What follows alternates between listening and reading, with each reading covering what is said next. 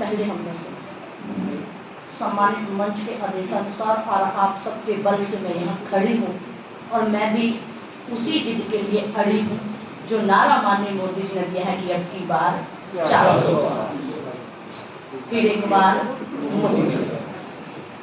लेकिन ये नारा क्यों हम लगा रहे हैं और ये मोदी सरकार क्यों चाहिए और चौक चौराहे की चर्चा क्या चाहिए, 3 बिंदु मैं आपसे साझा करूंगी और आप सबसे निवेदन के लिए खड़ी हूं कि ये चौक चौराहे की चर्चा बननी चाहिए। मेरे साथ युवा शक्ति खड़ी है, मेरे दाहिनी ओर मातृ शक्ति बैठी है। हम सबकी महत्वपूर्ण भूमिका रहने वाली है इस अभियान में, क्योंकि आएगा तो आएगा तो मोदी। और ये वंदना नहीं कह रही, भाजपा नहीं कह रही, विश्व पटल से हमारे सम्मानीय यशस्वी प्रधानमंत्री जी के लिए नवंबर तक के न्योते आ गए हैं और अभी चुनाव होना बाकी है, लेकिन विश्व जानता है कि आएगा तो मोदी, आएगा तो मोदी जी।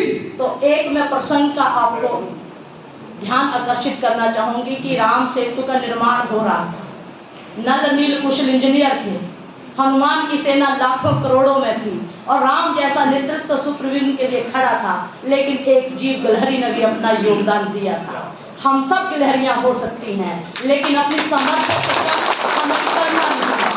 सेतु निर्माण हो ही जाना था, उसमें कोई संशय नहीं था, लेकिन ये ईश्वरीय कार्य था, तो एक जीव ने भी अपना योगदान दिया है। भाजपा का काम हम सब बंधुओं के लिए, हम बहुत पुण्य कर्म करके आए हैं कि हम भाजपा के पदाधिकारी और कार्यकर्ता के नाते गर्वित मन से यहाँ बैठे हैं।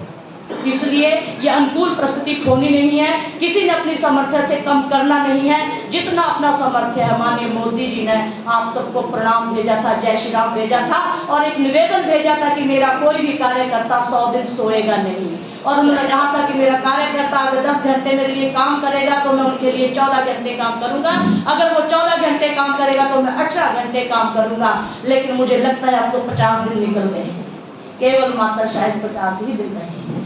इसलिए जो मैं घंटी बजा रही हूँ, जो मैं जागरण कर रही हूँ, इस निवेदन के साथ कर रही हूँ कि ये जागरण आपको समाज में करना है। 3 ऐसे विषय हैं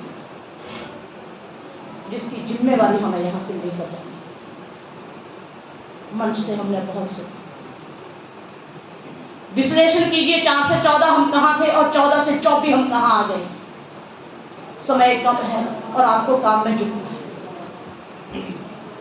होली की शुभकामनाएं देती हूँ। एकता, समरसता, समृद्धता, संपन्नता, सुख समृद्धि के प्रतीक होली की आपको अनंत अनंत मंगल। इस उमंग जोश के साथ समाज में निकलना। 4 से 14 2G घोटाला, 3G घोटाला, कॉमनवेल्थ घोटाला, भूगोल घोटाला, चारा घोटाला, जीजा घोटाला, साला घोटाला, यहाँ आतंकी घटना घट गई, यहाँ संदिग्ध वस्तु है।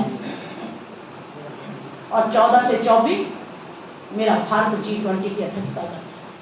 मेरे भारत ने चंद्रयान का रास्ता पूरा कर लिया, सूर्ययान का रास्ता प्रशस्त कर रहा है। मेरे भारत में बुलेट ट्रेन चल रही है, मेरे भारत में वंदे भारत चल रही है, मेरे भारत में एम्स पर।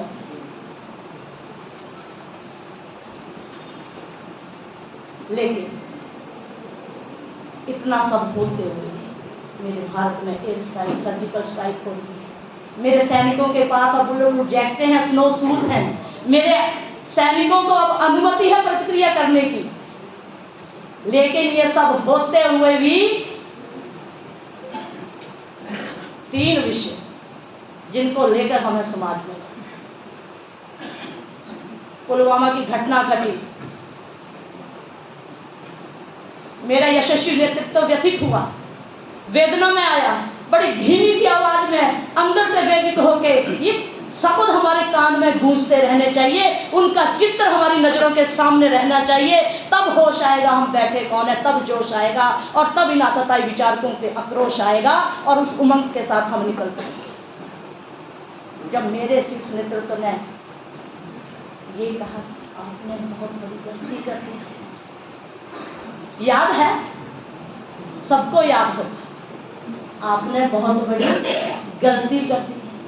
उनकी एक छोटी सी हुंकार जब विश्व पटल पर ललकार बनकर गूंजी और विश्व के विकसित देश भी कहने लगे भारत कुछ बड़ा करने वाला है, और मेरे भारत ने जब सचमुच बड़ा कर दिया, सैनिकों का मनोबल बढ़ा, सैनिकों ने शौर्य दिखाया, तो याद आतताई विचार फिर बोलो, सैनिकों के शौर्य पे संशय, देश को अस्थिर करने का प्रयास, प्रूफ मांगे गए, संशय किए गया।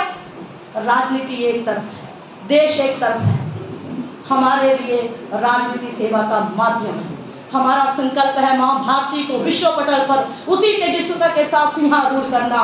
माँ भारती विश्व गुरु थी, है और रहेगी। कोई माई का लाल माँ को उस सिंहासन से।